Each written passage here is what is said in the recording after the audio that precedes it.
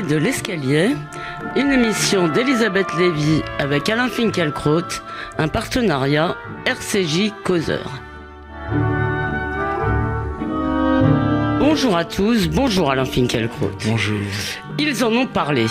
La polémique suscitée par l'appel des 300 contre le nouvel antisémitisme évoque, toute proportion gardée, le dessin de Carandache où l'on voit une table renversée après une discussion sur l'affaire Dreyfus. Certes, et cela fait une différence de taille, il y a aujourd'hui unanimité pour condamner l'antisémitisme avec fermeté. Ainsi, dans Le Monde de lundi, 30 imams disent leur indignation parce que, écrivent-ils, tout silence de notre part serait désormais complice et donc coupable, et opposent, je cite, le vrai sacrifice de notre héros national, le colonel Arnaud Beltrame, au sens dévoyé du martyr d'une jeunesse qui, découvre-t-il avec stupeur, bricole un étrange alliage entre la criminalité et la religion. Toutefois, nombre de personnalités musulmanes estiment à l'inverse que l'islam est victime, je cite, d'un procès injuste et délirant, ou dénoncent sobrement, je cite encore, un débat funeste et nauséabond. Quant aux grands éditorialistes, soucieux sans doute de ne pas désespérer Sarcelles, ils se livrent à de multiples variations sur le thème, c'est vrai, mais il ne faut pas le dire, ou en tout cas pas comme ça. Reste à savoir ce qu'il faut retenir, la lucidité des uns, la persistance du déni chez les autres. Dans sa préface à l'ouvrage collectif Le nouvel antisémitisme en France, publié ce mercredi chez Albin Michel, votre amie Elisabeth de Fontenay, juive et de gauche, écrit « La collaboration d'auteurs non juifs à cet ouvrage apaise la désolation à laquelle nous vouons, ceux qui nous accusent, notamment à gauche, d'exagérer, d'essentialiser et de stigmatiser. Vous nous direz, cher Alain Finkielkraut, si vous êtes vous aussi apaisé, et je vous demanderai ensuite si le plan Borloo pour les banlieues peut, comme il le promet, faire revenir la République dans les quartiers, ou s'il est, comme l'explique en substance Malek Bouti, parfaitement à côté de la plaque. Commençons, cher Alain Finkielkraut, par ces deux tribunes. Alors, que retenez-vous dans le fond de cette semaine? Enfin, les deux tribunes et les réactions. Est-ce que c'est la lucidité ou le déni? Qu'est-ce qui vous frappe le plus? Je crois que je vais y répondre les deux. En même temps. En tout cas, en même temps, si vous voulez. En 2012, pour le 10e anniversaire de la publication des Territoires perdus de la République, Georges Bensoussan et quelques-uns de ses collaborateurs ont donné une conférence de presse. Bensoussan a notamment déclaré que dans ces territoires, l'antisémitisme n'est pas une opinion, mais un code culturel. Malheureusement, il n'y avait presque aucun journaliste pour entendre ce discours, confirmé quelques années plus tard par le sociologue d'origine algérienne, Smaïn Lahacher. Je le cite, « L'antisémitisme est dans l'espace domestique. Il est quasi naturellement déposé dans la langue. Une des insultes des parents à leurs enfants, quand ils veulent les réprimander, il suffit de les traiter de juifs. Et cela, toutes les familles arabes le savent. » Fin de citation. Même constat chez le producteur de cinéma franco-tunisien Saïd Ben Saïd. Nul ne peut nier le malheur du peuple palestinien, mais il faut bien admettre que le monde arabe est dans sa majorité antisémite et que cette haine des Juifs a redoublé d'intensité et de profondeur, non pas avec le conflit israélo-arabe, mais avec la montée en puissance d'une certaine vision de l'islam. Vous cherchez les ennuis, Alain Finkielkraut, parce qu'il me semble que ce genre de propos a valu précisément à Georges Bensoussan un procès qui n'est pas encore achevé. Qui n'est pas achevé, mais là, en tout cas, je cite simplement vous citez, je le sais, mais... Smaïn Lahacher et Saïd Ben Saïd. Mais j'ai signé en tout cas, sans hésiter, ce manifeste, parce que les témoignages dispersés n'ont pas le pouvoir à eux seuls d'en finir avec le déni dont vous parliez. Il fallait taper fort. Pourquoi Laurent Geoffrin, Edoui Plenel et tant d'autres ont-ils boycotté la conférence de presse de Georges Bensoussan? Parce qu'ils répugnaient à stigmatiser une population elle-même objet de racisme, et aussi parce qu'ils s'enorgueillissaient de défendre ces nouveaux persécutés, ces nouvelles victimes, ces nouveaux boucs émissaires, bref, ces nouveaux juifs que sont aujourd'hui les musulmans. Eux, au moins, ils ne regardaient pas ailleurs. Et ils ne voulaient donc pas entendre des faits qui mettaient en péril leur gratifiante vision du monde. Il était capital de dénoncer cette imposture autosatisfaite et de rappeler qu'en effet, une épuration à bas de bruit avait vidé la Seine-Saint-Denis, une épuration ethnique à bas bruit, avait vidé la Seine-Saint-Denis de 80% de sa population juive. Ce terme a été beaucoup discuté, Alain Finkielkraut, pour son systématisme. Et de fait, il n'y a plus d'enfants juifs dans les écoles publiques. Donc c'est pas l'épuration ethnique, c'est pas forcément l'État qui l'amène. Il ne prend pas nécessairement la forme qu'elle a pris cette épuration en Croatie ou en Bosnie-Herzégovine. Vous vous en souvenez sans doute, Elisabeth Lévy. Mais on peut parler en ces termes précisément parce que de plus en plus de Juifs déménagent et sont contraints de le faire, non pas par des attentats, car le terrorisme n'est pas seul en cause, mais par une insécurité quotidienne. Et non pas non plus par la montée du Front National, il faut tout de même effectivement, le dire. Les identitaires n'y sont pour rien, car l'antisémitisme français, n'en déplaise à beaucoup, est moribond. Il a été, comme l'a dit Bernanos, déshonoré par Hitler. Celui qui nous tombe dessus est un produit d'importation. Et ses adeptes ne se sentent pas concernés par les camps de la mort. Les visites d'Auschwitz n'y changeront rien. Ils sont inculpabilisables. Alors répétons d'abord que ça ne concerne évidemment pas tous les musulmans, mais maintenant on a des enquêtes, une minorité tout de même suffisamment importante et significative pour qu'on parle effectivement d'un phénomène. Il ne s'agit pas simplement de groupuscules violents, mais disons d'une... Non, c'est un phénomène très répandu dans une partie de la jeunesse, d'où les problèmes que rencontrent les élèves juifs dans un certain nombre d'établissements publics. Quand il y en a encore, quand il y en a encore, exactement. Excusez-moi, est-ce que vous allez parler du président, je suppose? Parlez-en si vous voulez. Non, mais parce que moi j'ai été quand même frappé par tout son discours. Vous me dites, nous sommes des barbares. Vous venez de dire, nous en avons en quelque sorte, disons, celui-ci existe toujours. En réalité, l'antisémitisme d'extrême droite existe toujours. Mais à vrai dire, on peut vivre avec d'une certaine façon puisqu'il n'agresse pas de juifs, disons. Mais le président de la République, devant des étudiants, a fait une réponse, me semble-t-il, assez ambiguë. Il a parlé du vieil antisémitisme. Voilà. Oui. Il tient encore à cette idée. Il s'y accroche en dépit des faits. Alors vous parlez de l'antisémitisme d'extrême droite, oui bien sûr, le journal Rivarol est un journal délibérément, explicitement antisémite. Mais ce journal tire à boulet rouge sur le Front National, il faut bien le reconnaître, et Michel Viviorga est allé chercher des preuves de la persistance de cet antisémitisme dans un article de Libération où il prenait, c'est le moins qu'on puisse dire, ses distances avec le manifeste, et parmi ces preuves, il y avait la volonté de rééditer les pamphlets de Céline. Je ne crois pas. Je pense que cette réédition est inopportune, mais elle ne révèle pas la réalité, l'expansion de l'antisémitisme français. À moins qu'Antoine Gallimard soit un rejeton du vieil antisémitisme français, c'est quand même deuxième la exemple éditorial. Oui. Maurras. Oui, Maurras refait surface dans les librairies. Notamment un livre de la collection Bouquins,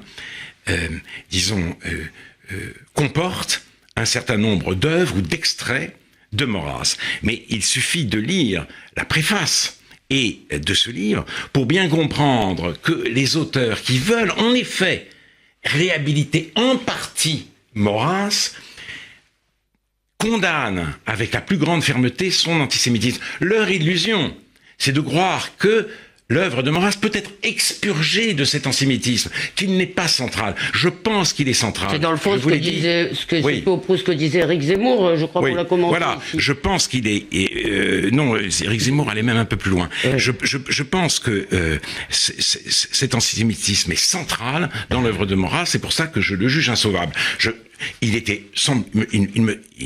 suis pas du tout choqué par la réédition, il faut s'interroger sur les raisons du rayonnement extraordinaire qui a été le sien avant, disons, dans les premières années, dans les premières décennies du XXe siècle.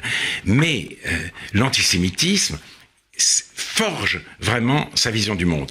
Alors, mais simplement, personne ne dit lisez Maurras et prenez, si vous voulez, avec tout ça, acceptez son antisémitisme. Donc, je crois pouvoir dire en effet que l'antisémitisme français est moribond. Mais le manifeste, je continue sur lui, demande que les versets du Coran appelant au meurtre et au châtiment des Juifs, des chrétiens et des incroyants soient frappés d'obsolescence par les autorités théologiques de l'islam, à l'image de ce que l'Église a fait au moment de Vatican II. Et là, c'est, si j'ose dire, un vœu pieux. Non seulement parce que l'islam n'a pas de pape, mais aussi, mais surtout, parce qu'il faudrait faire des coupes sombres dans le texte sacré. Les diatribes contre les Juifs sont particulièrement fortes et nombreuses. Il ne saurait donc être question d'expurger le Coran. Il est même très difficile d'en faire une lecture critique, car comme le dit Rémi Brague, le Coran est censé être l'œuvre non d'un homme inspiré, mais de Dieu qui l'aurait dicté à Mahomet. Dieu est éternel, il sait tout, même l'avenir. Comment replacer dans son temps, contextualiser, comme on dit, la parole d'un Dieu éternel? On ne doit pas mésestimer cette difficulté. Et là, la question, c'est de savoir si on doit miser sur un islam des Lumières ou encourager un rapport critique aux Écritures sur le modèle de ce qu'ont été les Lumières européennes. Mais il me semble qu'un islam des Lumières, en tous les cas, tolère ce rapport critique aux Écritures. Oui, mais il est beaucoup plus difficile, si vous voulez, à instaurer que pour l'islam, que pour les autres religions, pour les raisons que j'ai dites. Mais à défaut de réécrire, est-ce qu'on peut pas faire, excusez-moi, les Juifs n'ont pas réécrit la Torah, hein, je vous rappelle.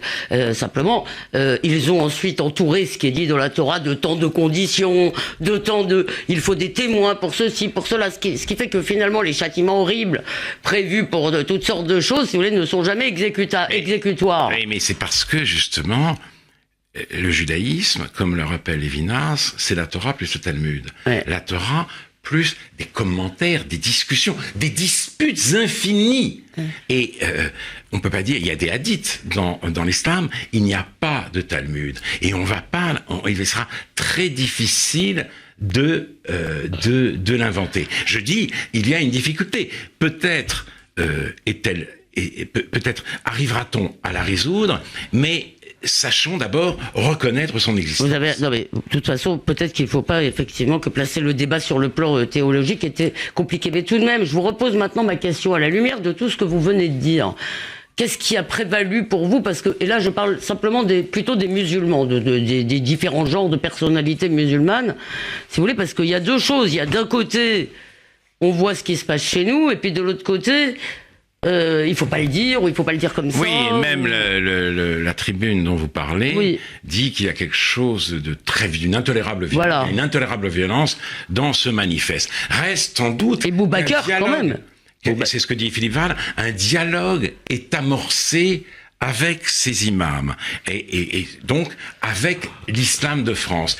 Et c'est une bonne chose. C'est la réussite de l'appel. Cependant, et il a fait beaucoup de bruit en outre, le sujet de ce nouvel antisémitisme déjà ancien est maintenant sur la table. Mais ne nous réjouissons pas trop vite. Je ne parlerai pas ici de l'islam. Ceux-là même qui reconnaissent maintenant l'existence de cet antisémitisme se révèlent incapables d'en tirer les conséquences. Vous allez nous parler du plan Borloo, non, pas encore. Au lendemain de sa parution, avait lieu une manifestation très émouvante à Berlin. Des gens sont descendus dans la rue pour protester contre l'agression d'un enfant portant la kippa par un réfugié syrien. En signe de solidarité, les hommes portaient eux-mêmes une kippa. De cette manifestation, il fut à peine question dans les médias français. Car la cause des réfugiés est une cause sacrée. Ce sont eux maintenant, les nouveaux juifs.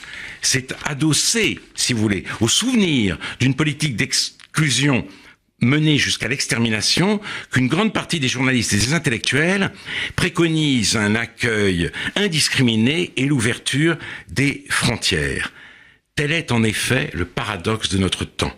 Loin d'être une protection efficace contre la résurgence du pire, la volonté de tirer les leçons de l'antisémitisme d'hier pave la voie à l'antisémitisme de demain. J'y vois la main du diable. Avant de juste passer en guise de transition, je vous cite la phrase exacte du président de la République. Il y a deux racines de ce nouvel antisémitisme. La première est liée à l'importation du conflit entre Israël et la Palestine, que certains souhaitent reproduire au sein de la société française. La deuxième est une sorte d'ancien antisémitisme qui existait au début du siècle et qui reprend de l'ampleur. C'est une forte préoccupation pour moi, nous devons le reconnaître. Alors, il y a une sorte d'ambiguïté parce que il a tout faux. Il a tout faux. C'est-à-dire je me demande s'il ne voulait pas dire que c'était la nouvelle forme du vieil antisémitisme. Il a dit le vieil antisémitisme prend de la vigueur, étant donné les déclarations qu'il a faites pendant la campagne électorale. Je pense qu'il désigne à nouveau l'extrême droite et sans doute les identitaires qui ont manifesté à la frontière franco-italienne. Donc, il a tout faux.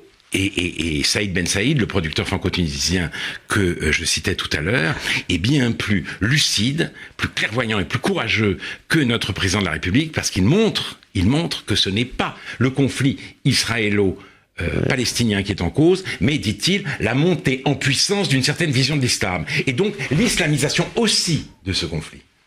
Oui. Et de fait, il y a de l'antisémitisme à peu près partout où il y a de l'islam majoritaire en tous les cas. Alors, est-ce que face à cela, la réponse de Jean-Louis Borloo qui dit que son plan avec 19 il y a 19 programmes, propositions. Robustes, 19 programmes robustes, structurants, innovants, un fonds de 5 milliards d'euros, et ça concerne 1500 quartiers. À vrai dire, ça n'a suscité d'enthousiasme que chez les journalistes, et chez vous, Alain Finkielkraut. Non, pas tout à fait d'enthousiasme en effet, car pour la bien-pensance, à un moment déconcerté par le manifeste, contre le nouvel antisémitisme, cette bien-pensance, a retrouvé ses esprits, ses repères et ses couleurs avec le nouveau plan Borloo pour les quartiers populaires. L'ancien maire de Valenciennes, qui était déjà à l'origine d'un plan de rénovation urbaine qui a coûté 40 milliards d'euros, nous dit maintenant que la collectivité doit faire un nouvel effort de même ampleur, sans même esquisser le moindre bilan de la politique précédemment mise en œuvre. Les quartiers rénovés sont-ils plus calmes? Les médecins, les pharmaciens, les commerçants, les professeurs, les policiers s'y sentent-ils en sécurité? Nous ne le saurons pas. Ce que nous savons, c'est que l'État n'en fait pas assez et que tout le mal vient de là.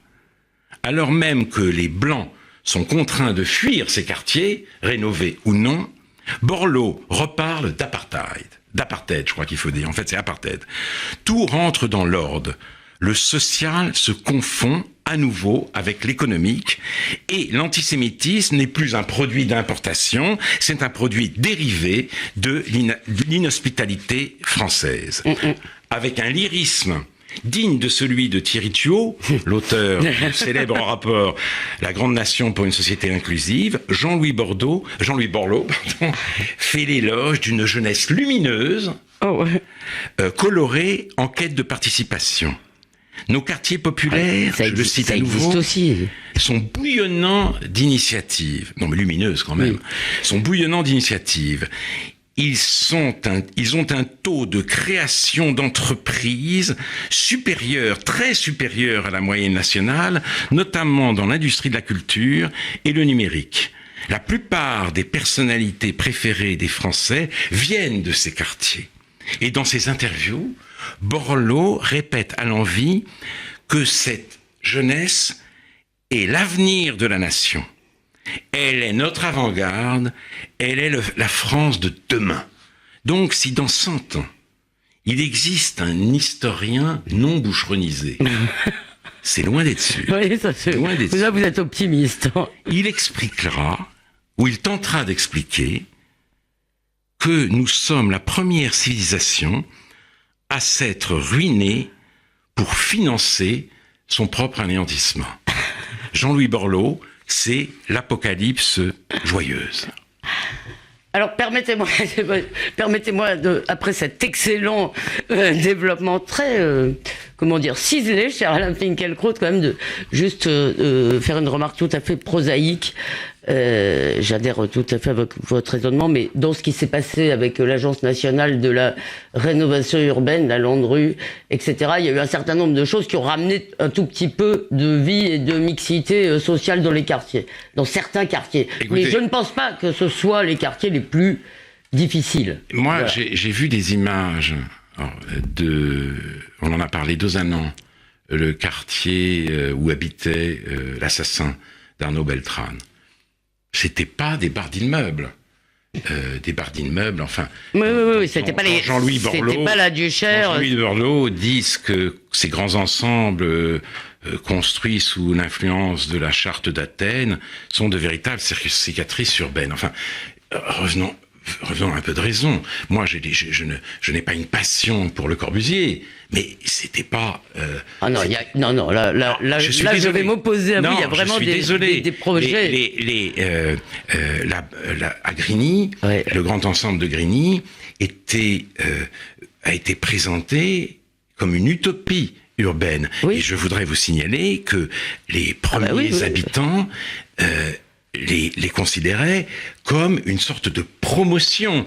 Et les déprédations, les difficultés sont nées avec le changement de population. Ils ne sont pas le produit direct de Le Corbusier. C'est tout ce que je veux dire. Bon, écoutez, moi, je me rappelle la Duchère à Lyon, où vous avez des centaines de mètres, si vous voulez, d'entrées d'immeubles collés les unes aux autres. Je suis pas sûr qu'on puisse vivre de toute façon, même quand on est gentil, sage et discipliné, qu'on puisse vivre aussi aimable, aussi bien là-dedans. Mais c'est pas. Moi, je voudrais vous poser une question parce que votre argumentation est tout à fait,